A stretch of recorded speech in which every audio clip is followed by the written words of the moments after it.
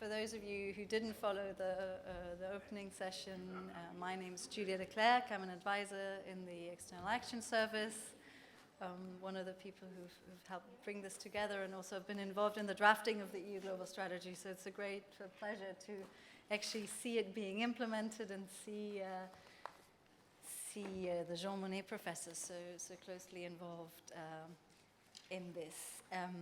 I've already spoken much more than I expected this morning, and so I will keep my remarks very short now, only to introduce our speakers, and also maybe briefly sort of talk about what we're hoping to do in what's now just a good hour or so. So we have a very distinguished panel here with us to discuss some of the questions that you will have already seen also on the program.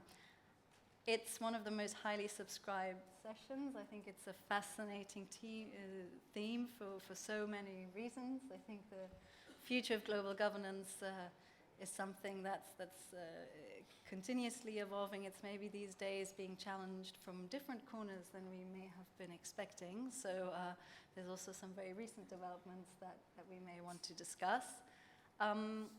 As I said, we want all of you also to really be actively involved. So we have a few short opening remarks on specific aspects of these guiding questions. We also have us with here Anita, who will be our rapporteur for the session and has the wonderful but also challenging task to then in our follow-up session present all of these debates and also some concrete policy recommendations. So in your comments that we'd really like to bring in as early as possible, if you could please also keep that in mind. What are the things that we really want to focus in on some of the challenges, and what would you recommend? So to kick us off, here to my right is Filiberto Ceriani Sebregondi. He is a colleague from the European External Action Service, someone who we've been working with very, very closely also on the inception of the global strategy. He's the head of the Development Cooperation Unit in the MD for Global Affairs. And he will be giving us a little bit of a scene setter, where we are, what are the challenges as we see them from the implementation of the EU Global Strategy from our side. We'll then give the floor to Amelia Hadfield, who joins us from Canterbury Christchurch University, to comment a little bit on the aspect of multilateralism in action in implementing the SDGs. I mean, one of the, I think, very good examples of how things have also changed in global governance, that there's a new approach in many ways of shared responsibility, if you will, of also for Europeans to have to now deal with implementing these things. So maybe some signals of how global governance may also be changing. And we then have Jan Wouters, who's Jean Monnet Chair at Leuven. Thanks also to you for coming today, who look a little bit at the security and trade aspects. I mean, obviously, these are issues right now that are also so very prominent, and will then hopefully boil this all down to some concrete conclusions. So without further ado, Filiberto, if you would kick us off. Thank you, Julia. Thank you very much. Thank you for calling us a distinguished panel. I am the feeling that I don't know whether we are more distinguished than our distinguished audience here. Anyway, going beyond the formalities, I would start by saying that while we, let's say, very often speak of the crisis of global governance mechanism and so on, we are actually in the situation where we have actually a very bold and comprehensive and satisfactory, in a way, policy framework. You mentioned the Agenda 2030 for Sustainable Development. It is certainly one of the boldest policy framework, putting together 17 areas with concrete goals and targets, running from development to sustainability, into including peace and inclusiveness and so on. So this is something really new and that we should make the best out of it in terms of global governance.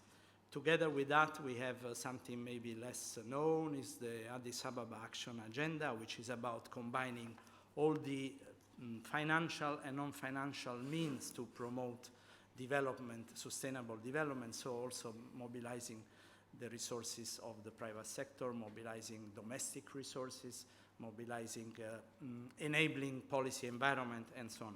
We have the Paris Agreement, which is also the very fundamental agreement to tackle the issue of climate change for the safety of our planet. And we have the Sendai Framework for Risk Reduction and the Risk and Disaster Reduction, which is also tackling specific issues at the capacity of our societies to face a natural or man-made crisis. The global strategy by the EU on foreign security policy is just part of this, let's say, important international policy framework. Certainly, the Sustainable Development Agenda is recognized in the global strategy as a very important cross-cutting element, and the global strategy insists on the importance of building up resilience at all levels, society, states, and even individuals, talk about harnessing the effect of globalization, and also links better our work on security and defense, where Europe must be more responsible and credible, but as Helga Schmidt was just saying, it's not just about security, it's security for something, and actually security for sustainable development is perhaps the best way to define that basically the prosperity and peace of our societies and of our neighbors is the best way to tackle today's challenges. Often it has been said in the global strategy that there are important links between policies of an internal nature in Europe and policy of an external nature, and certainly in the policy framework I've described, there are many of these nexuses. If we look at peace and security, basically we consider that the security of European societies is very much linked to the security and prosperity of the societies in our neighbors and the neighbor of our neighbors, and that this is also, let's say, a precondition for sustainable development.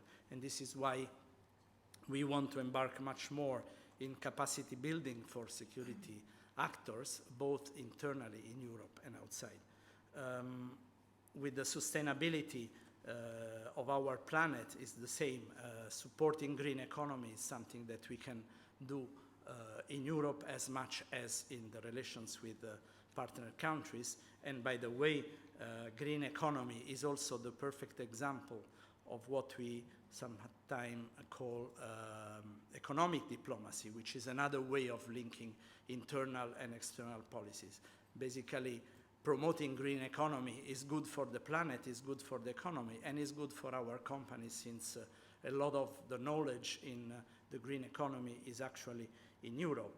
So these are just examples that I wanted to put forward in terms of what are these nexuses. And once more, working for the Sustainable Development Agenda means working with all countries at various levels of development. So we have also a large group of middle-income countries, higher-income countries, with which we can work really in a peer-to-peer collaboration to promote sustainable development. The global governance here must be seen also through the lens of the resilience that is put forward by the global strategy, because we need governance at very different level. It is important to have capacity to anticipate and react and exit from challenges and crises at local level, at regional level, at state level, and at international level.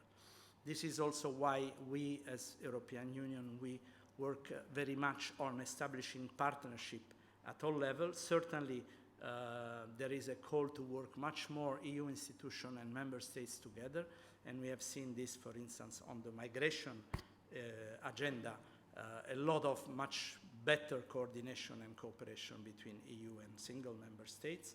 The same EU with, I don't know, P5, if we look at the Iranian deal, or EU with UN, if you see the agenda of reform put forward by the SG Guterres, and the very strong support that is coming from the European Union. And here I would like just to conclude a few words on the UN system and the UN reform agenda. The global strategy speaks about the fundamental role of a global order, of a global rule order, with the UN and the multilateral system at its core. So this is saying that without the global level, we can never, let's say, dream of, you know, a multiplicity of resilient factors that make the globe to be self-governed. We need this global governance, and we need, therefore, to support the effort of the Secretary General to reform the UN system. He has established 3 strands. One is about peace and security, another is about sustainable development, and another is about the management system of the UN.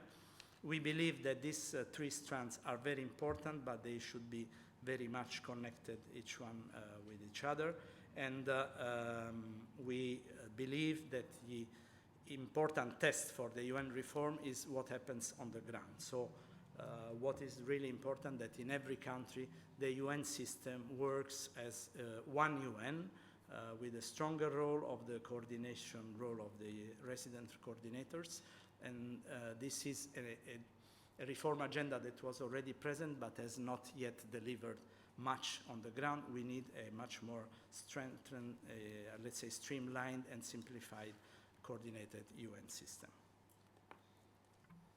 Thanks so much, Filiberto, for the scene setter, if you will, and for sort of drawing out, I mean, some of the concrete examples of the substance, of course, of multilateral and global governance, but also for teasing out a little bit maybe the process of what is changing about multilateral governance. And if I can borrow one of the long-time jargon words that we have already since the first security strategy, of course, effective multilateralism means not only going up a level to the global level, but increasingly it also means going, and I don't want to say down, but going to the center of some of the hearts, to the local level, to the regional level, engaging also non-state actors, because of course we can't deliver on the ground if we don't engage all of these levels of governance and all of the different actors as well. So maybe with that in mind, I'll turn to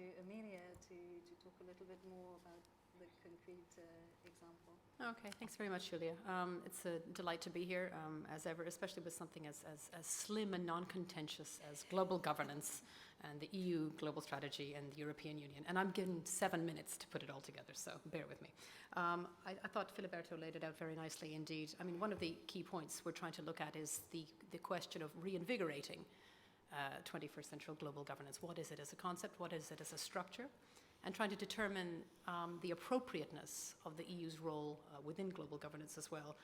To my mind, that's trying to, however difficult, ensure an equitable approach to managing global public goods and attempting to tackle global ills, just to put it just that simply. Looking at the current framework, I think we have a variety, a sort of an established architecture where we've seen the European Union deal with a variety of success. But I think there's still room for improvement. In terms of the sort of formal multilateral system, the old ones and the big ones, of course, you've got the United Nations and NATO.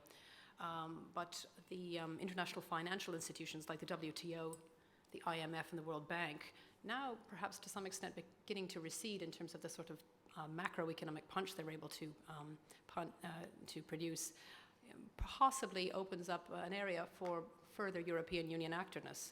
Something the EU certainly does need to do is to push reform within these institutions. They're overdue in this respect, and also much needed interconnectedness between these institutions, not least because many of them underwrite sustainable development, which is a core theme for the European Union in terms of its foreign and increasingly regional policy as well. So I think doing so would help streamline the ethos of sustainable development. After the old big guys, of course, you have a sort of range, regional range of global governance-like structures. And here again, in a sense, the EU possibly comes into its own. There are newer ones like the G20 and older ones like the G7 and the G8. And there are ones that are emulating directly the European Union itself, like the African Union, and perhaps ones that are a little more broad-based, like the Commonwealth, for example. You remember the Commonwealth, do you? Maybe not. Or the Francophonie. And there are ones that, of course, sort of come together in terms of what they used to have on a power basis, like the BRICS, and then ones that are specifically dedicated to particular areas in the world, like the Arctic Council. What's interesting is we haven't done enough work on how the European Union has itself been a public good, operating as a template in a loose way, I think, and also in a tight way for various regional groupings like this. I'd like to see more of the European Union operating as a patron for these specific groupings. More recently, and I think echoed very much in the global strategy, are the very much more informal forums, the newer non-state forums, issue-specific groups, and I'll just use a couple of the Asian examples, for example, the New Development Bank, the Asian Infrastructure and Investment Bank, and the Contingent Reserve Arrangement. Here, again, it depends, I suppose, on your perspective as to whether you see them as rivals to the European Union or necessary counterparts. And if the latter, then I think it's contingent on the EU, dependent on the EU to work more actively to balance with them. And in doing so, I think be very active in terms of constructing, if you like, the understructures of global governance itself. There are areas, topics specifically, where we have not yet seen really enough European Union actorness, and I'm sorry to throw a rather awkward term out, but it's one that political scientists do love. Enhanced EU actorness in institutions, whether it's an EU seat or EU observer status, particularly in areas of maritime security, disarmament, arms control, international criminal law, public international law, and intellectual property, for example. Something I'm going to come back to very briefly is the European Union's ability to lead on digital economy, an area that we haven't seen a lot of regulation on at this point. But I think in terms of climate change and sustainable development, and possibly increasingly migration and also anti-terrorism, there are areas where the European Union can be justly proud in terms of its contribution to global governance as well. Areas where I think a new approach to global governance can be brought about as a result of the EU's sort of methodology of regional cooperation and regional effectiveness. Certainly the sort of bottom-up dynamics that you were mentioning before, Julia, and which a couple of our speakers have also touched on, bottom-up multilateralism. So rather less focused perhaps on the big and established forms of multilateralism, accepting new parallel institutions, particularly with regards to sustainable development, given that it's such a widespread area. Again, playing a complementary role to the ones that I've mentioned before, but I think seeing them also as offering opportunities to the EU private sector. Areas in which we've seen European dynamism, bottom-up trade deals, for example, so not just the sort of default WTO perspective, but trade deals with key strategic partners itself, I think, is a helpful governance term emerging out of EU-GS dynamics as well. Bilateral arrangements, plurilateral arrangements, all of these are sort of catalytic to broader multilateral frameworks, not in a rush, not in a hurry, but sort of in an incremental fashion as well. The use of region-specific agencies, and Europe is replete with them, Europol, Eurojust, EIB, and you see these being emulated around the world, for example, the BRICS credit rating agency. The idea I think that Europe has hit on here is not just agencies that promote the public good across its region, but allow it to have a rather more flexible perspective in terms of working with non-EU members or non-members to broaden that range of connections. And I think connectivity is an absolutely vital, it's a sort of animating spirit, if you like, of global governance as well. The EU, again, I think has been something of a trendsetter in institutionalizing region-to-region agreements. And for me, that's one of the key microcosms of global governance architecture. So I think using trade deals and development deals are very helpful here. And perhaps, as I mentioned before, acting as patron to other regional blocs.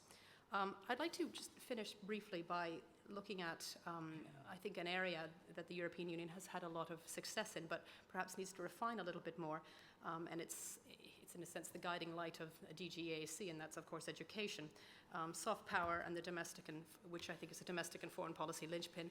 I was really delighted, I'm not always delighted to read a European Union white paper, but this one was particularly good. Reflection on the paper on harnessing globalization. I'm sure it's, bedtime reading for all of you, not to put you to sleep, obviously. But I was very pleased to see that within the reflection paper, there was some very neat joined up thinking, and I don't say this lightly, between the European EUGS and the internal and external responses corralled together in this specific document. In terms of sustainable development, before I just go into education, there's a particularly prescient understanding of where the European Union is going to go in terms of developing the consensus on development, which of course has been just released. It goes beyond aid, obviously, and just let me read out a section which struck me very much as forward thinking.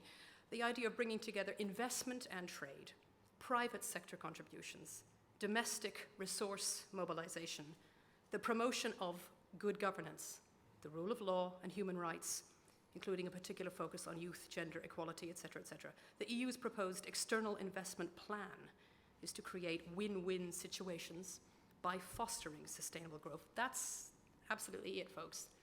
That's a combination of the norms and the values and the interests of the form and the content of the policy and the practice altogether. And that's in an extraordinarily old and very difficult policy area, not just development itself, but the sort of sustainable development corollaries that have arisen around it in the last 15 or 20 years. Finally, in terms of education, points I think where Europe can afford to go further. It's pioneering enough, but it certainly should put forward, it should push further forward. Digital economy. Again, it's easy to throw this one around, but this is something where Europe, being the biggest market and the most prosperous, has the most amount of substructures here. It can afford to invest more in its education. It can afford to invest more in SME and micro business focus. If it really wants to be global governance driven, it needs to be much more progressive in terms of how it understands education, in terms of how it understands education and culture, in terms of demonstrating its role as a source, education, as a source of jobs and growth, as a catalyst for EU-oriented support of and work with multilateralism. It's not enough just to have Jean Monnet and Erasmus+, and then a great big gap, and then global governance and institutions. We need to start educating and explaining to those in secondary and higher education what is important about global governance, how you build it, and how you manage it. And I think if we can try to bring those two together, then sustainable development and a variety of other dynamics really do stand a chance. Thanks. Thank you so much, Amelia. Really very much appreciated, despite the colossal challenge of boiling it down, not only to 7 minutes, but really to some very prescient remarks and bringing in a number of very good examples from our own field, if you will, such as maritime security and so on, but also touching a bit on the digital economy education, which I think are really very useful for us. Also, maybe when we're thinking a little bit in terms of tomorrow on cooperating and so on. So because of course the idea is to also develop this further. So I'll boil it down to a few more ideas that we can take forward, but before that I'd very much like to give the floor to Jan as well for his comments. Thank you. Okay, in high speed, 7 minutes. 3 points. My first point is about anti-globalization. Second point is about whether the United Nations and multilateralism. Third point, trade and sustainability. Anti-globalization. I think that when we study global governance and the future of global governance, it's the very first thing we have to take very seriously. There is a strong anti-globalist backlash right now, and I'm afraid it is going to be here to stay. So it's not going to be going away anytime soon. As you know, there are certain links with the rise of populist political players and so on. But I mean, it is there, and what we now kind of see is that for the first time, international institutions start to take that seriously. We have seen, for instance, the reflection paper of the Commission last month on harnessing globalization. We saw, as a preparation for the OECD ministerial conference last week, we saw a very interesting paper, a key issues paper, Making Globalization Work, Better Lives for All, which also really points to some of the, sour points, some of the very important steps to be taken, including with regard to education policies. We have had last week, of course, the new European Consensus on Development, and we have seen also at the level of global institutions a new form of responsiveness, or at least awareness of that anti-globalization backlash. One example, G20 summit last year in September, the Hangzhou Summit Declaration, basically for the first time in the chapter on trade says that we, the leaders of the G20, emphasize, and I quote, that benefits of trade and open markets must be communicated to the wider public more effectively and accompanied by appropriate domestic policies to ensure that benefits are widely distributed. G20, quite interesting. Now you can of course wonder what's the follow-up. Where is the communication? I'm afraid to say that many leaders and politicians still think it's all about communication. In my view, it's not just communication. There are much deeper issues to be debated at a very kind of big debate with our populations. Secondly, domestic policies. I mean, I think that's the big question when you speak to US colleagues. They will basically say, we don't have domestic policies to cope with desindustrialization and so on. So, I mean, I think it's something where also in Europe we have to think. We have much more developed welfare states. There are certain things such as the Globalization Fund and so on. But this needs to be discussed even far more in order to have an answer for this anti-globalist mood. I think there is an additional complicating factor because I mentioned the G20, but that was the G20 prior to the Trump administration. What we now are seeing in formal, but also in informal clubs like the G7 and the G20, that the long-standing consensus may be evaporating. Look at the G7, Taormina, and even before Taormina, meeting of the ministers of trade in Lucca in March of this year. The classical confirmation and commitment of the G20 against protectionism was not repeated because the US trade representative objected to it. We will see what the G20 summit in Hamburg will bring later, say in a couple of weeks. But I mean, there is something of a problem, of course, when even the informal so-called like-minded clubs are not going to be able to recommit themselves to coping with certain challenges. Second point, if I may, whether the UN and multilateralism, it's an obvious thing, but the UN is in a permanent crisis. I mean, that's the nutshell truth about the United Nations, but we need it and we need to re-engage with it. I think it is good that Europe, not just in its treaties, but also in the security strategy, in the global strategy, recommits itself to multilateralism. We have to do that. But it's difficult. Look at the budget cuts. I mean, who is going to stand in when it turns out that indeed the United States would reduce its budget, which amounts to 22% of the assessed contributions to the UN? If that is like reduced with 1/3, who is going to fill the gap? It's not going to be the Europeans, no. I mean, I don't hear much appetite with member states. The more I talk with EU member states, the more they stressed, well, we should stop always putting money in this kind of limitless pit. I mean, everybody's talking about more value for money, and I'm not sure who is going to fill that budgetary gap, but it will be there. And then there is the reform issue. We need to reform the UN. 70 and more years, it's constantly in need for reform to the 21st century's needs. The Security Council is, of course, epitomizes the great need for reform, but where there is no international consensus and worse, no European consensus. And that's a little point I would like to drop for our discussion. What about the impact of Brexit? We will have one of our member states who happens to be a permanent member on the Security Council. If that member state leaves the European Union, what should we, the 27, do with that? My view is that we should start much more coordinating our actions with member states that are sitting in the Security Council, find more consensus also on Security Council reform. We have to get our act together.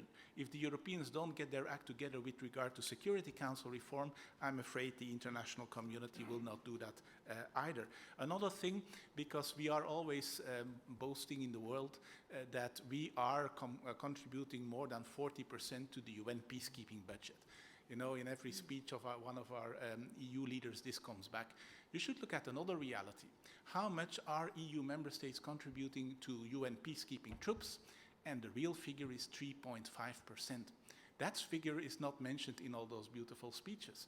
It is actually very dismal. We prefer to pay rather than to send our military into UN peace operations. So I think when we are speaking about the further elaboration and dynamics of CSDP and European capabilities, we should really also think about much more, say, involvement, not just with money, but also with troops in UN peace operations.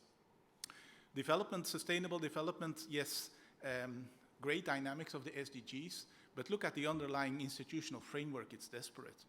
This is difficult. I mean, ECOSOC, the high-level forum, and so on, these things are problematic, have never functioned really well, and we really need to take a look at it, how we want to make sure that Agenda 2030 will be properly followed up.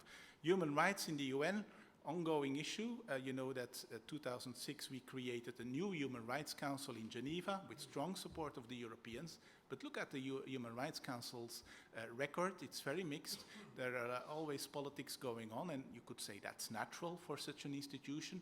But we have to be aware that the Europeans are a small minority in the Human Rights Council. And now again, the fact that the United States is disengaging will be very problematic for us. Last week, Nikki Haley was in Geneva and gave a speech, brief intervention in the Human Rights Council.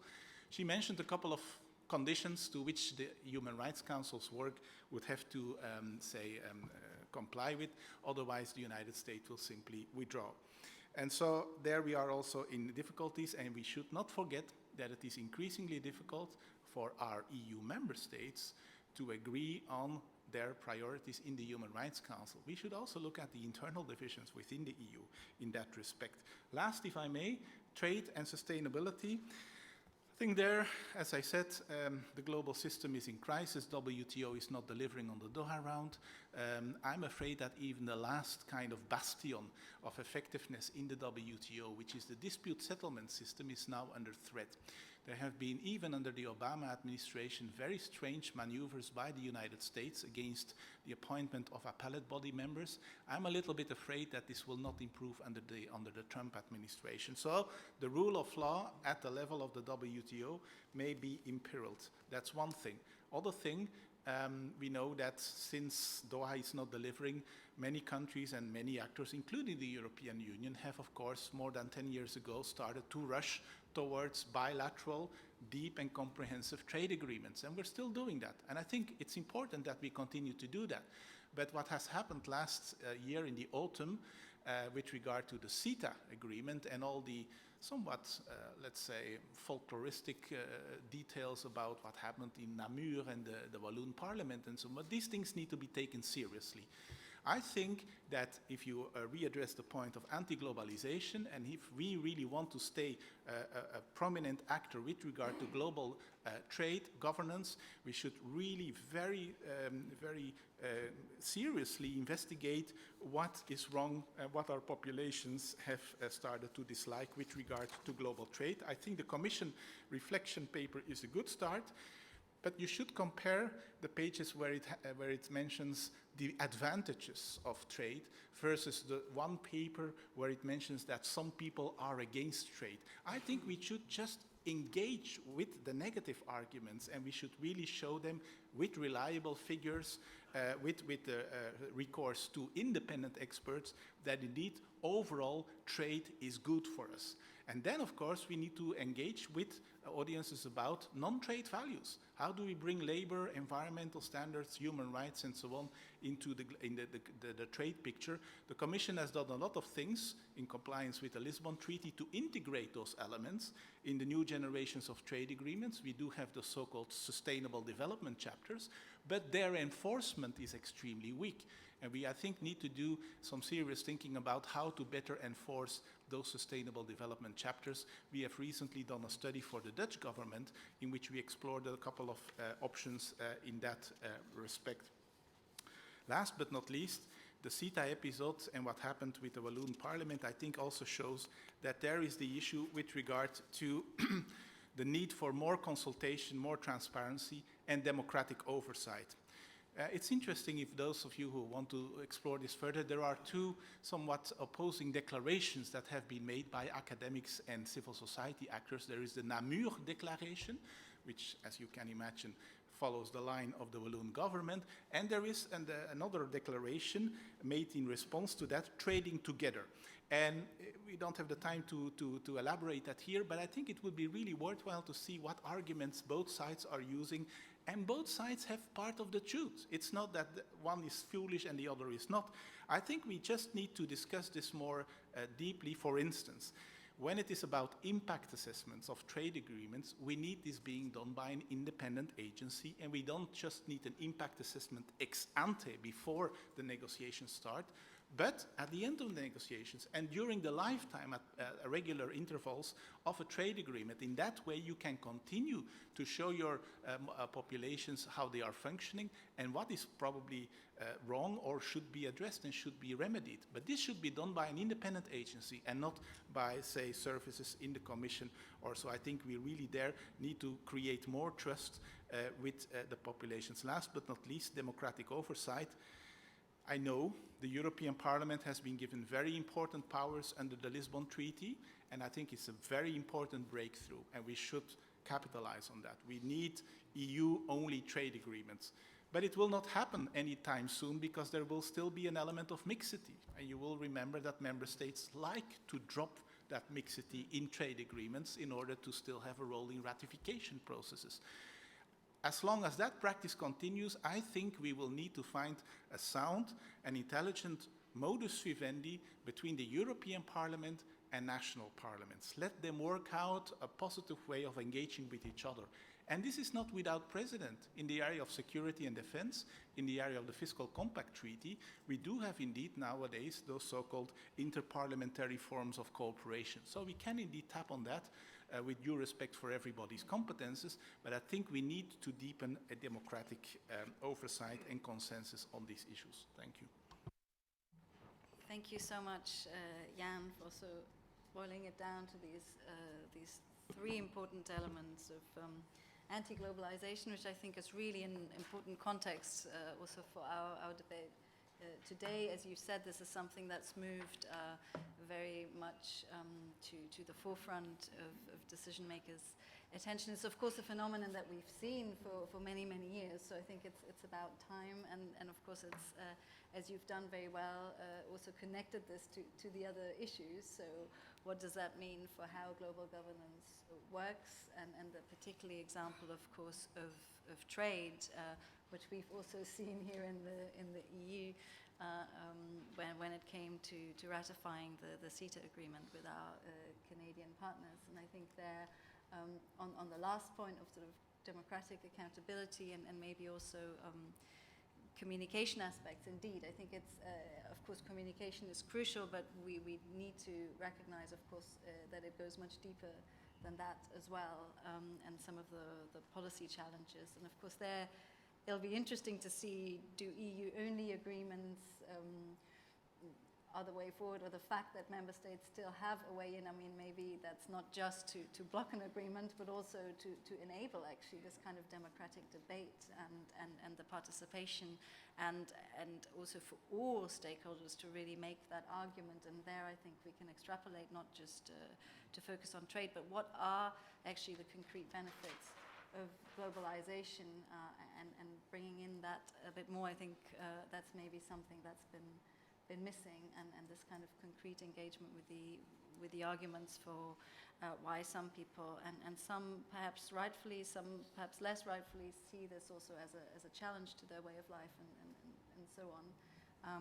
So thanks very much for that. I think we really have a sort of broad scene setter for a broad team and very little time to boil this down, but I see Anita's already actively scribbling away. What I would like to suggest is maybe to boil it down to three aspects, to also bring all of you and to focus your comments on those. And that would be, first of all, what should be the focus?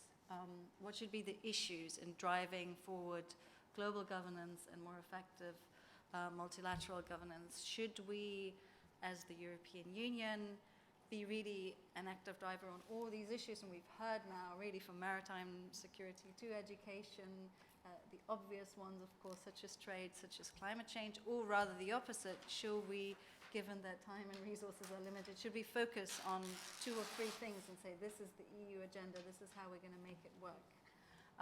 That I would say is the first cluster.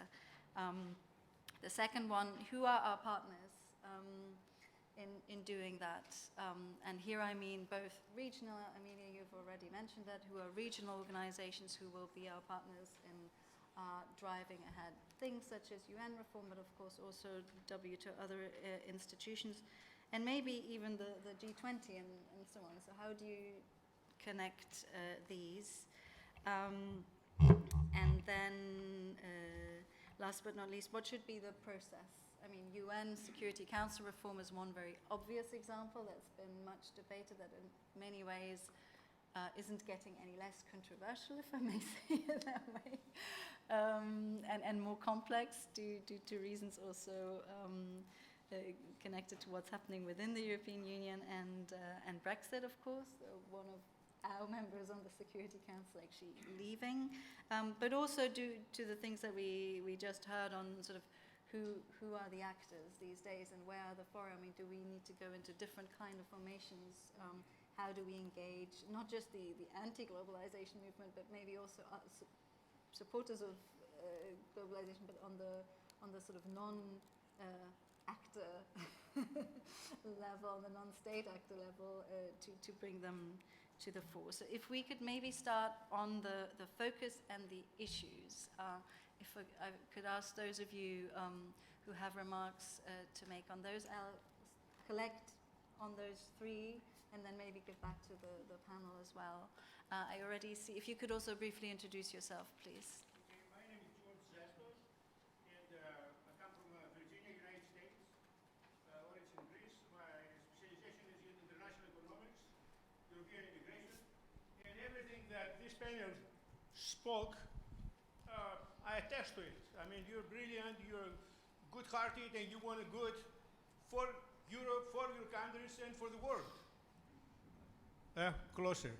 Okay, I thought I had a strong voice, and students say they don't need to microphone. Okay, so if I magnify what you suggest by a factor of 15 or 20, we solve all the problems. We cannot magnify that. We cannot do that. We cannot multiply by 15, so the beautiful ideas we just stated can be applied. So we have to ask a practical question. Why can't we? Therefore, we need to look at ourselves as Europe. Why is Europe is not embarking those projects and improve things within Europe? You know, since 2010, it was a disaster here in Europe. We had poverty, we had raising of extreme parties to power, gaining popularity, and so forth, and the very foundation of what Europe and the EU is built is at trouble. Therefore, we need to ask very, very strong question, why those things happening? And we should not be afraid to say, this should stop, don't do this, whoever you are. And I can tell you one thing, the Commission and the people in Brussels, they have nothing to learn. They know everything, they're the best people. And you have the ideas. Neither the Jean Monnet professors that we are in the offices and we try to do research and we know what's going on. But somewhere it's stopping. And so if we can point it out that this is what is stopping, and everybody, just about everybody knows, it's called populism. It's in political arena, where politicians promise the voters to do that, and so they can get re-elected. And whatever they promise is not working. It's not a common public good. EU should be a public good. Public good means everybody gets benefit, not just one party at the expense of others. You're talking about trade. We cannot have trade, international trade, with perpetual trade imbalances. They have to be corrected for the good for everybody, for all countries. Okay, thank you. And thanks also for kind of highlighting something that actually Filiberto kicked off with, is a sort of internal-external nexus, that of course we are only effective at promoting global governance if we also have some internal reforms and live up to our own standards. And as many of you have probably seen, that's actually at the very outset of the global strategy, and one of the key arguments it makes is that we also have to look at how we function internally to push all of these agenda issues forward. Something else on the specific focus, everybody who would like to highlight, I see 2 now, so maybe both of you, 3. Okay, so if you can keep it very short, and then we'll go, because we still have 2 other issues as well. Please. Yes. Would you like to start? Yes. And there's a mic just there. My name is Maria Grazia Melchioni. I'm a Jean Professor of History and of Sapienza University of Rome, retired. Now I'm the editor of a journal, Rivista di Studi Politici Internazionali. Well, my proposal is connected to the UN reform, to the topic UN reform. On the international stage, the projection of the EU, which is prominent in the economic trade field, is not powerful enough to have the influence it deserves in political affairs.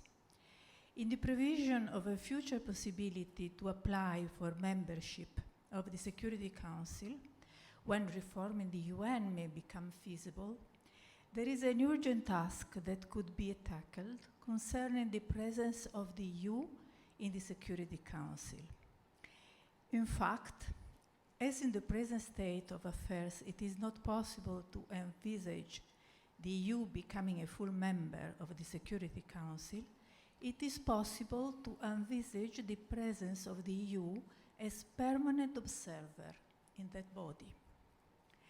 In this case, the EU representative could be present at the meetings and eventually be consulted. Moreover, when on an international problem there is a common position of the EU, the permanent observer would be asked to present it to the Council, and that would give the EU a political visibility at the UN level. And what is more important, in this perspective, the member states would be encouraged to reach a common position. In 2004, an initiative aiming at this purpose has been taken by Italian diplomacy without success. However, acting all together and also individually at the UN level, the 27-28 member countries could achieve this preliminary, crucial goal. That could not be a problem of procedure. If there is the political will, the procedures follow up. And I would like to add just a short comment. The Today EU is not a simple international organization, but a union of states and peoples with an important institutional structure, including an high representative for foreign security policy and the diplomatic service, and even military intervention forces which operate also at the request of the UN. And this situation was not there in 2004. Since 1977, the EU has the role of observer at the summit of G7. At the Arctic Council, they are waiting for a signature to welcome the EU as permanent observer.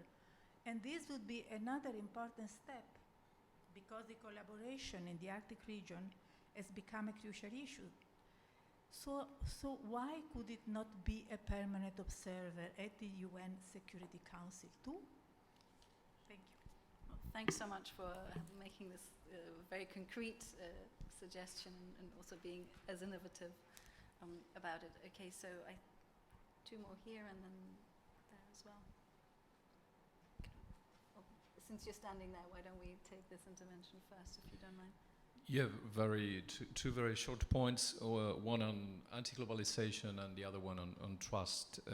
Anti-globalization, let me remind you about the famous Roderick's trilemma, which connects globalization with democracy and national sovereignty. So maybe people or groups in the world, and not so much against globalization, but more concerned about democracy and the loss of national sovereignty, and very probably that will give some clue to understand things like Brexit. And the second point regards trust, the issue of trust. I think it's a basic point. I think you mentioned it, and I would like to ask you if you have, I think we, you know, in the way I see it, I think we have a desperate problem with institutional trust, not only in the European Union, but in the world, in national member states, etc. Here and there. So I would like to hear your reflections on how to try to overcome this important problem. Thank you. Okay, I think over there, please.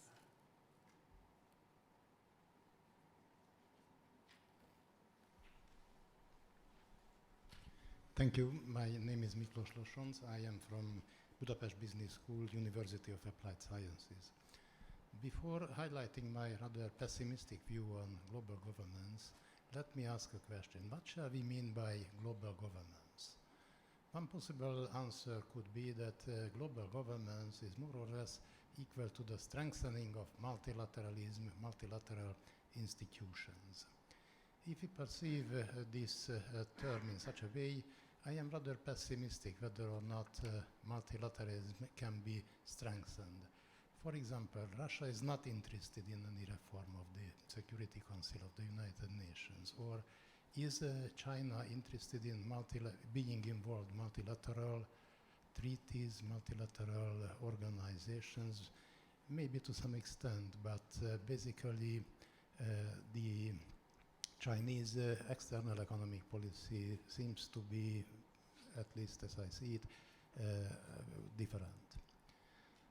So the United Nations, the policy of the Trump administration is quite obviously against multilateralism.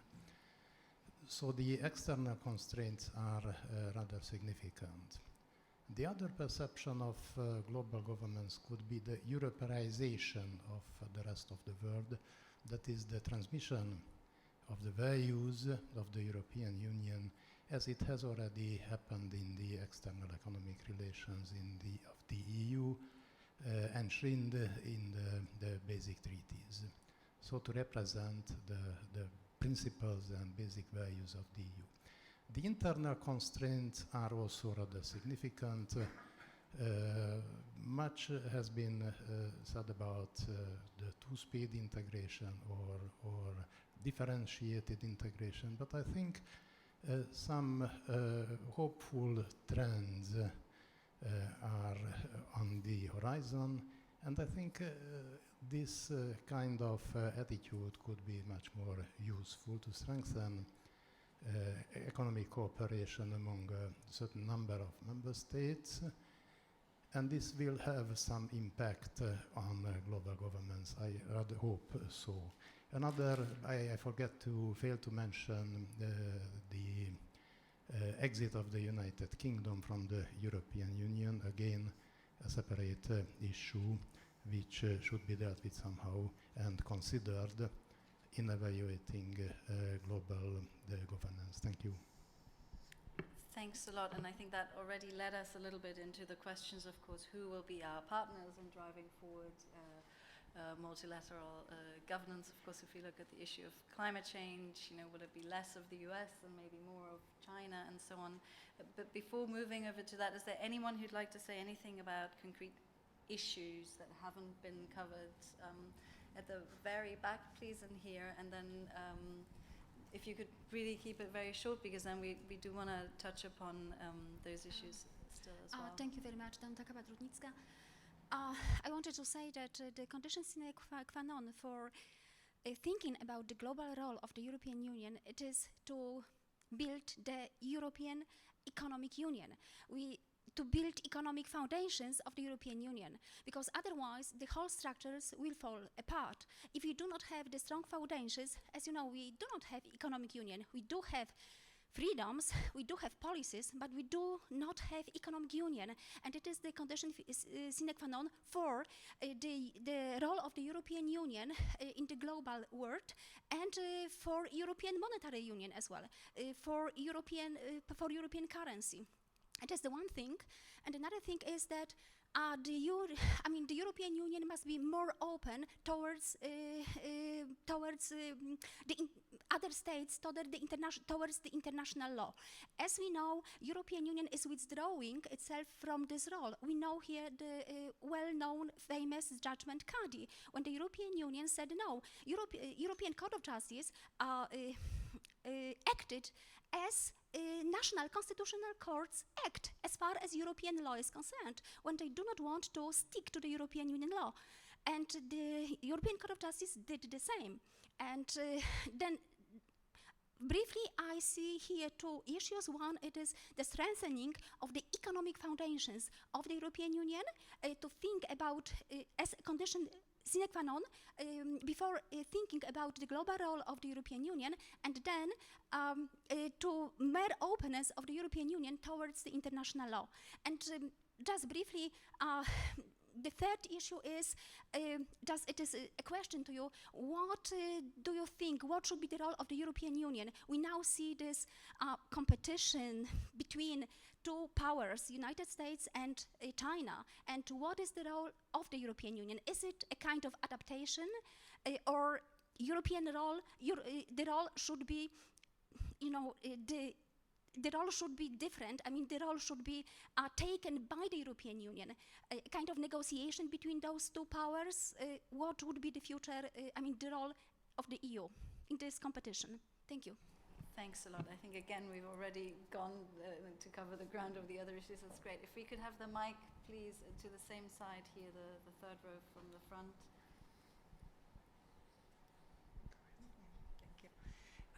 Neva Macher from Faculty of Business and Administration Science in Novo Mesto. I also agree that economic issues are very important because globalization in economic point of view, in fact, means global competition, global business competitions in which two components are very important. One is innovation, and innovation was not mentioned today. This new concept of innovation and social innovation, and the other important part of global business is marketing. Europe is, as Amelia Hadfield said, really very important and big when investing in education. And at the same time, you mentioned European Union is weak in intellectual property rights. Why I mentioned all this, I will be brief. Innovation is the basic driver of jobs and growth. And we are investing in education, but not to stay only beside knowledge. We must turn, European Union must turn knowledge to know-how and to create intangibles and to capitalize intangible property. To make and to protect intellectual property rights is very, very expensive. But as Mr. John Water said, it is not transparent. Many things are not transparent, and especially what is not transparent within European Union is all this long way from investing in education to the end, which European semester stresses, how to come to more jobs, how to come to growth.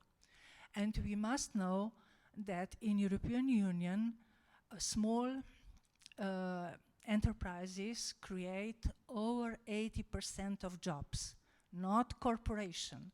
But when we speak about marketing, corporations are leading, and they are leading in performing intangibles, trademarks, brands, licensing patents, and so on. So, just to finish, sustainability and also management as Mr. Ceriani said, these are two important fields, and I see this Jean Monnet community very important with its knowledge and experiences to make transparent all the system from investing in education to come to the end to intangible capitalization. Thank you. Thanks to you for also connecting it again to the concrete contribution that you can make. Hi, please. I'm Jarno Pikalam from University of Ljubljana. Two things. First, anti-globalization or anti-globalism. We have to be precise and careful about it. Globalization is a process, globalism is an ideology. And if we want to be really precise what is happening at the moment with populism and so on, it's anti-globalism movement. It's not anti-globalization. So we need to be precise. It's Ulrich Beck's work in general, but I think we need to be precise. Secondly, when we speak about global governance, I think one thing that needs to be mentioned is multi-layered global governance. That is on various levels. We were speaking about, multilateralism, but that's only on one layer, and that is on the state layer. In this world, we have multi-layered global governance, and what European Union needs to think about is to which layers and in what extent will it work in terms of global governance, because we have local, we have state level, we have regional level, and so on. I mean, all levels need, in a sense, they need some kind of regulation, but then we would have to think how far, to what extent, and in what ways do we work with global governance in these various layers of governance. Thank you so much. Well, that's what I was hoping that some of you would also answer in our discussion. So for those of you who want to pick up the baton, please do so. In the meantime, we'll have another question. Yes, thank you. My name is Kirsten Ingalls, and I'm Scottish, but I'm representing University of Sao Paulo. I just wanted to add to my colleague's comment about innovation and how Horizon 2020, which is of course the driver behind the 10-year blueprint of the Europe 2020 strategy, initially all the consultations for Horizon 2020 and innovation in science research was focused very heavily on international cooperation. And in the end, while the budget is 82 billion, the international cooperation dimension of routing the research was dramatically reduced. But if you look at the initial consultation on FP7 and the responses, which I was also involved in, there was a heavy support by the European Commission that was watered down again by the member states in the final documentation, moving away from the incorporation of developing countries and emerging economies in the final program. Okay, thank you very much. I see another contribution on the same side in the back, please. I think we've moved now to the second and third point as well. So for those of you who'd like to make a contribution on that, preferably those who haven't spoken yet. So, and particularly again, who are the sort of interlocutors, who are the partners, and what we've just heard from the last remark also, where are the levels of governance where we should engage. So please first. Hi, Nuno Cunha Rodrigues. I come from the Law School of Lisbon. It's just a small question, because we see that the global strategy mentions that the emergence of protectionist policies worldwide. The BRICS are following protectionist policies. The United States are now starting to follow protectionist policies. And I'd like to know what you think about the role of the EU. Is the EU prepared to face protectionism from those countries, from the BRIC countries? Do we, European Union, have enough legal instruments to face protectionism, namely according to reciprocity principle? Because the WTO system is not working. EU is a traditional client of the WTO legal system and the dispute settlement mechanism, but it's not working nowadays. And I think that the European Union doesn't have enough legal instruments to reply those countries, such as the BRICS and the United States. So are we preparing ourselves to do that? Because usually the European Union has kind of a soft approach to protectionism, not a hard approach. So I'd like to know your opinion about eventually following kind of a hard approach, providing the European Union with the legal instruments to answer those countries such as the BRICS and the United States. Thank you. Okay, thanks. So something on the process as well. Here in the middle, the two gentlemen, please. Emil Kirchner, Jean Monnet Professor, University of Essex. On your second point, you talk about who are the partners. Basically, we had strategic partnerships, of which we have 10. And the question is, what is really happening to them? They are supposed to be very integrated, very close. Are we still wanting to make use of them in one way or another? Or are we sort of now looking much more at some of the emerging topics like global governance or global trade, globalization, or climate change, or to some extent the new Silk Road, which the Chinese are offering? In other words, are we sort of saying, look, the 10 partnerships we had, strategic partnerships, are something of the past, and we really concentrate on individual partners like China for obvious reasons and prioritize. And it's really the priority which I find is missing. We're having a huge bag of aspirations, but unless we prioritize, and this is what recently the Chinese have done finally with regard to the Silk Road, set priorities, what are the projects, in which geographic regions are we trying to operate, and then we really move from aspirations to practical results. Thank you. Thanks a lot, and that's of course also something that we're trying to do with the global strategy, and hopefully something we can take forward. Thank you. Patrick Holden, Plymouth University. About partners, as has been mentioned, regional organizations are obvious partners, but I fear that relations are often poisoned due to the trade diplomacy, which is inevitably quite tough at best and often quite poisonous. So I wonder if in ways the EU needs to be a bit less holistic sometimes in developing relations and having a separate trade track and trying to concentrate more on more flexible forms of cooperation. And briefly about the SDGs, they are of course incredibly broad, and again there's a danger that this leads to a bout of navel gazing and mapping and process tracing within the EU, and hard thinking needs to be done about the priorities, roles and responsibilities of the EU institutions as opposed to member states and business, and like I said, not trying to do everything or falling into the old trap, which is the opposite of what the global strategy was going for. Thank you. Thanks a lot. I see Anita is fervently scribbling away and already putting out some concrete results of our debates. Before handing the floor back to our wonderful panel, is there another pressing, I see one here, and I know you also want to make another comment on partnerships 3. Okay. Alfredo Rizzo from La Sapienza, Rome, La Sapienza University, Rome.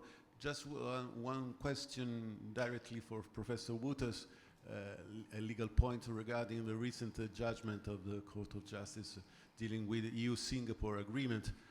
What is his feeling regarding the legal consequences and the splitting of competences between member states and the European Union according to the judgment? Just in brief. Thank you very much.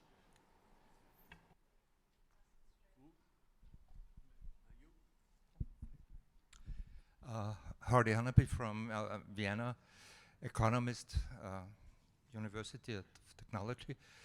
I have a concern with the globalization concept in general. I think in the production sphere we do have globalization. We do have global value chains. So their globalization is there. We do have globalization in the information sphere. So we all look at the same soap operas around the globe. Where we do not have globalization is the political sphere. So there we have nothing. There's a vacuum, so to say. There are continents, and I think what happens right now is that Europe is cannibalized by authoritarian systems. In the US with Trump, who is going for bilateral arrangements with single European states, Eastern European states in a similar way by Putin, and authoritarian systems, 3 authoritarian systems globally now are confronted with a Europe that is split apart, does not have, there's this global vacuum. The European Union is not in a similar authoritarian position, hopefully not going into that direction, but therefore comes your first question, what should be the focus? The focus should be to produce here an internal, I always call it in my books, pilot project Europe. A pilot project Europe that is not authoritarian, that is not cannibalizing others. And therefore our main task would be to reinvent to some extent our internal structure, political internal structure, the voting system, the internal division of labor within Europe. All these things partly in your topics should be very much on the agenda. And where should we start? Where should we focus? This is a European monetary financial architecture, which we have started already quite neatly with the introduction of the euro. I was there when there was the question, should we have first monetary union or first a fiscal union? And surprisingly, one started with the monetary union to a large success in my view. And therefore, this reconstitution of Europe should also start with the financial architecture of Europe, giving a large Marshall Plan credit to North Africa for improving the migration situation in the mid-run. Thank you. Thanks. Again to the front, please.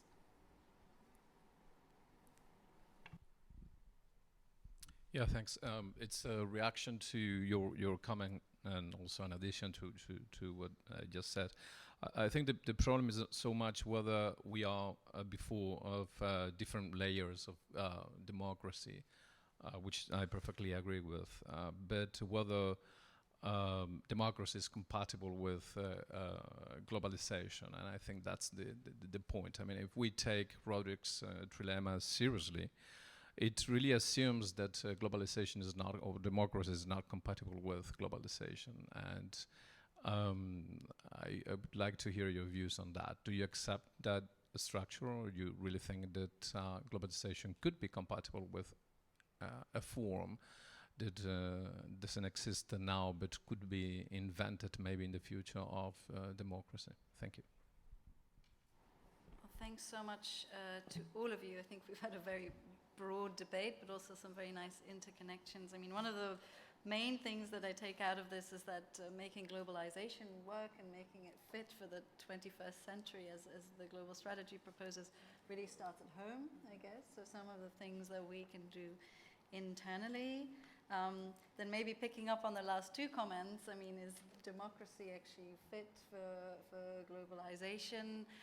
Does it maybe need to be reinvented? And are there things that we can do to make it more compatible with it? So that's also one of the ways of how do we address the anti-globalist sentiment, and thanks for all of those comments. I'm not going to ask you to react to all of these comments, so please do feel free to pick out those that you feel are sort of that you can speak to best, and maybe also teasing out a little bit on the policy recommendations. I'm speaking here particularly to our 2 professors. So I'd say we start in reverse order. So maybe Jan, if you would like to kick off on some of the remarks that struck you in particular. Well, thank you. Un cadeau empoisonné. How much time do we have? Because in fact we're already 20 minutes late for the global. look at the coffee break area, I see that there aren't sort of crowds of people stealing all your cakes and coffee, so I think we have a few minutes each, I'd say, to wrap up. Okay, good.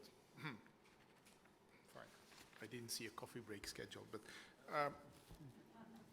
first, Security Council. I love the point that was made by our Italian colleague about making the EU a permanent observer. However, it's not possible because the Security Council doesn't have observers. Other United Nations bodies, like the General Assembly, like ECOSOC, like quite a number of the programs, funds, and specialized agencies, yes, they have permanent observers, and in most of them, the EU has one or the other status of observer, of enhanced observer, sometimes of full participant, sometimes even of member, in very few places. But I mean, there is some variety there. But the Security Council, the sad answer is, there is no observer participation. You could say, well, let's change the rules, but of course you are knocking against this Westphalian construct where especially the P5 have a veto right, not just on the substance of resolutions, but also on the whole reform of the Security Council architecture.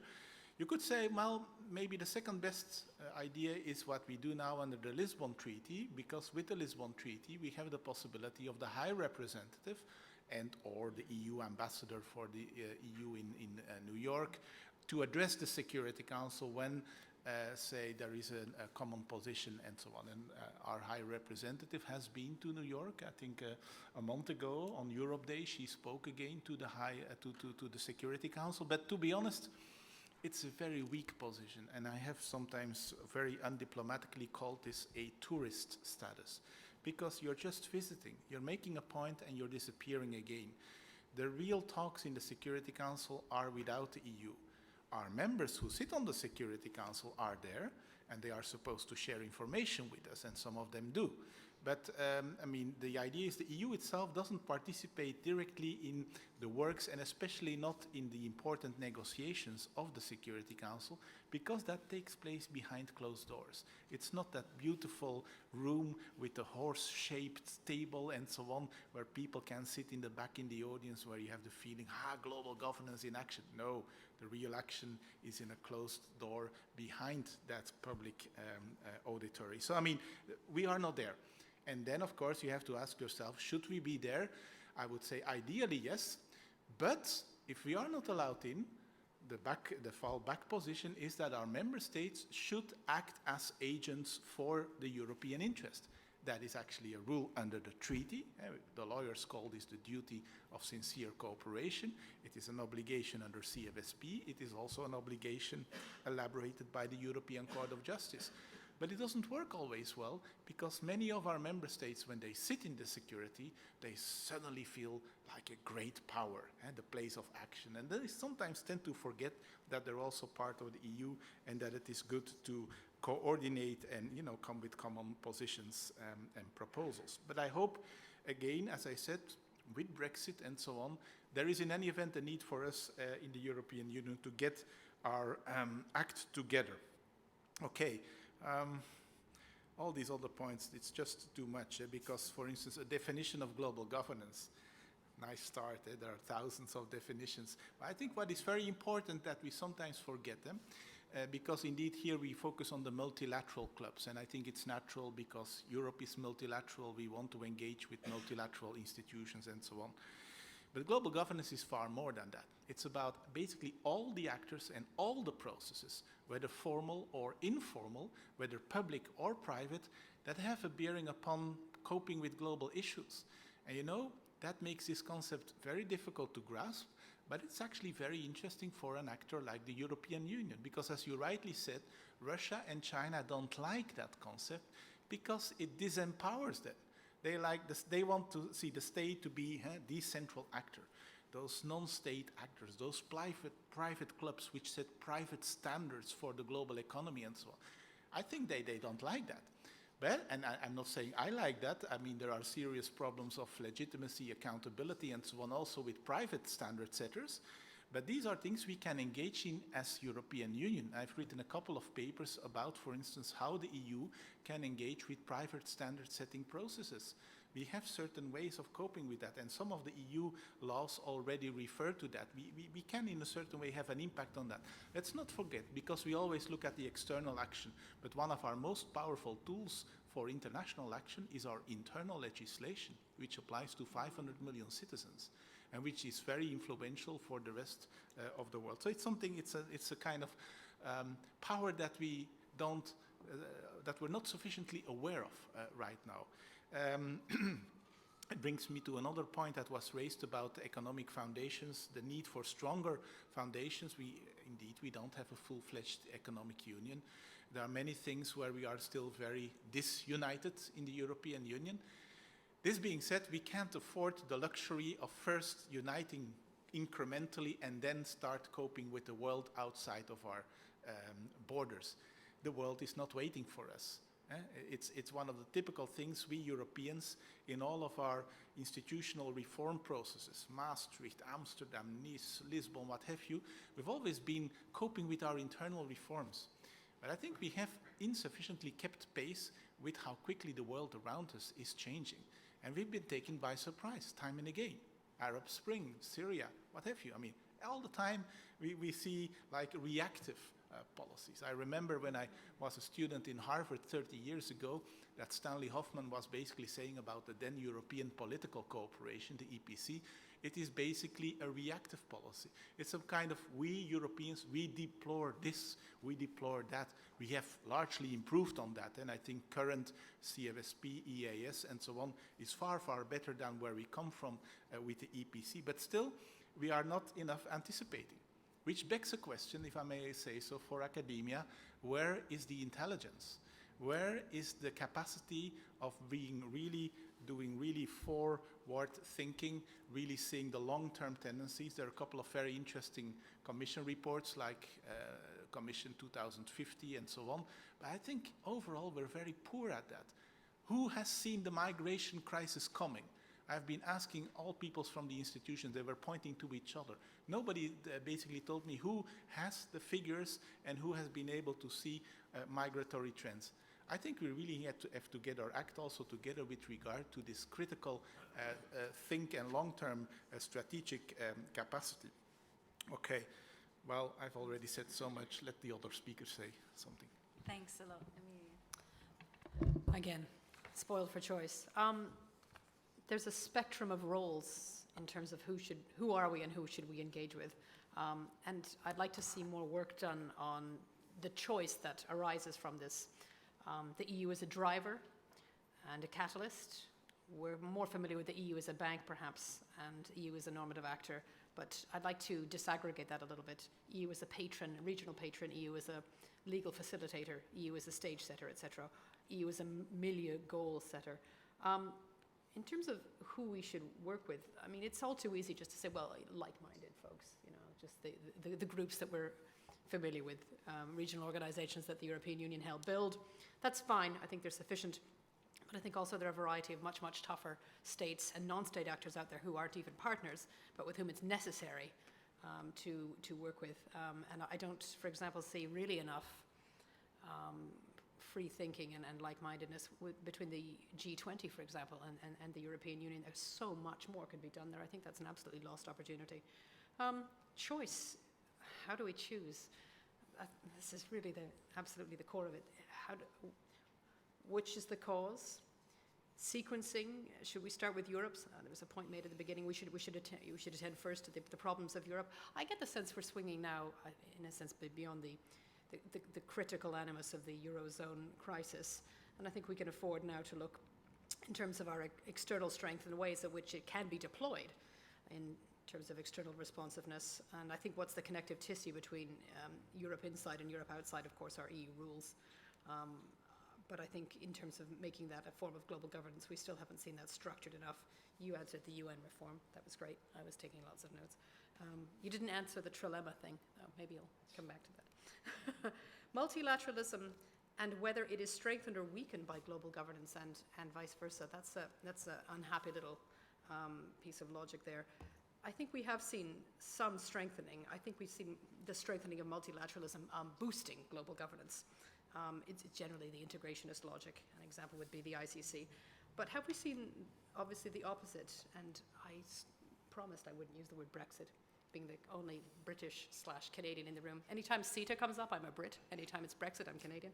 So I think in terms of variable geometry, that's a convenient get-out clause for looking at ways of loosening some of the more difficult strictures of integration. And I feel that it's too easy a logic for us to be able to engage with it at this point. I love the points about innovation and marketing. That's great. Maybe we need more business in terms of our ability to focus on policy, particularly foreign policy. And you're right, economic innovation and social innovation go hand in hand. H2020 research has taught us this. But the role of marketing itself shows us about brand Europe. And I'm sorry to resort to cliches here, but I think you're right. I think we are strong in education here, and our ability to market our strength and our ability to market something like H2020 or Erasmus Plus or Jean Monnet. And less good, perhaps, at understanding and making use of and regulating and making Europe a patron of intellectual property rights. And you gave us a kind of nice dyad, if you like, between knowledge on one side and know-how on the other. That's nice. I'm going to pinch that. Tangible and intangible. I got the sense that you have a sort of a supply chain on one side and a value chain on the other. That's the way things are beginning to sort of divide up. In terms of education, it simply means we're going to have to really get a step ahead. Digital education, obviously, as a catalyst to the digitized economy. And again, that's something that we can build into various aspects of multilateral Europe and expand and deploy as well. Internships, digital internships, EU internships that allow us to school our youth in the very processes of global governance as well. And I'm going to end on the multi-layered. Who was that? Who? That's going to annoy me for hours, days now, which is great. Multi-level, multi-layer. There's a vector with variable geometry there, but I think that it goes beyond that. And I immediately wrote down macro, meso, and micro, which is the unholy trinity of global, regional, and member states. But I get the sense that perhaps not quite enough thinking has been going on in the top two. We're very, very good in Europe about the symbiotic connection, economic and political, between micro and meso, because we've striven so hard to make member state and regional integration dynamics work. But we're now less good, perhaps, at making regional and global work, and perhaps some of those disjunctures are beginning to come home to roost. And some of them is the difference between the ideological and process-based definitions of globalism and globalization that you mentioned. I think I'll finish there. Thank you. Wonderful. I'll turn it over to Filiberto, who has the grateful task of sort of summing all that up. But again, I mean, please do feel free to pick up on some of these issues, and particularly also, of course, commenting on how the EU can take this on.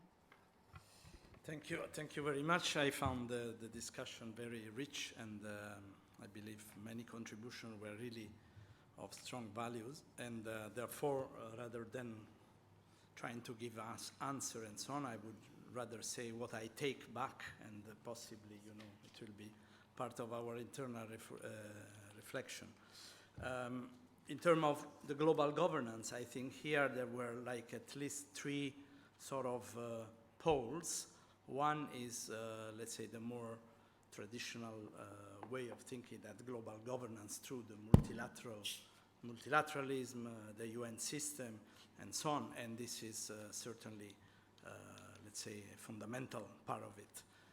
There was also, I think, especially from you, Amelia, and others, about look at global governance as the sum of many different ways of addressing issues, from bilateral agreements to bi-regional or whatever kind of agreements that we are able, formal and informal processes. And certainly this is a very rich area where we can act as a European Union as maybe a source of inspiration in terms of norm setting. I was professionally very much involved, for instance, with region-to-region negotiation of the so-called economic partnership agreement. I can tell you that it has been a very hard work that has continued for almost 2 decades. And it is still sort of a non-completed process, but I see a lot of values in these processes. And then maybe a third pole was about let's look at the global order as a starting from home. So the Europeanization of the processes, so that if we invest in our legal capacity or in our economic capacity, in our potential in terms of the projection of our knowledge, productive capacity, marketing capacity, and so on, maybe, and also from our values, we can from there build up, let's say, a better globalized, a better global governance, including about globalization.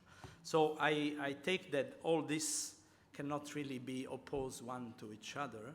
We shall basically play with all this level, and I think the European Union is making all efforts to work on all these different levels, and the global strategy is certainly a contribution to that, in the sense that try to look not at specific geographical or specific challenges, but try to look at what are the systemic issues that we need to address.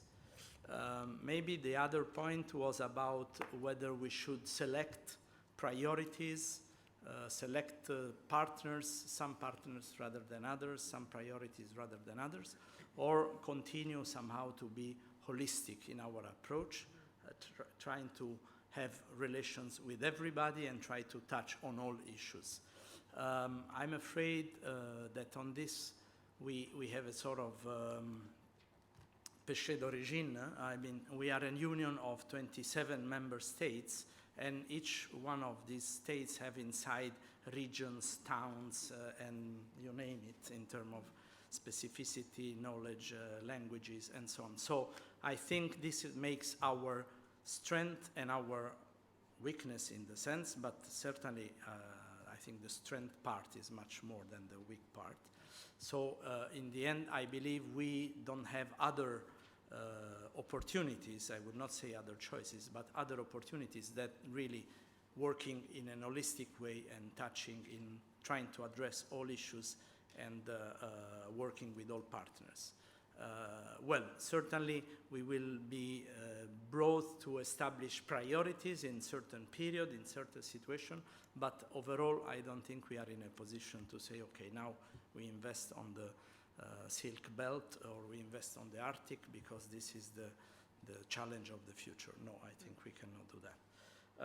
I will stop there, and I also count on what will come out from the other groups so that we can integrate it in our professional work. But anyway, I think one of the aim of the conference that was to put together people involved more in the policy making and those who are involved in the academic work, I think it's a good success in that regard. Thank you.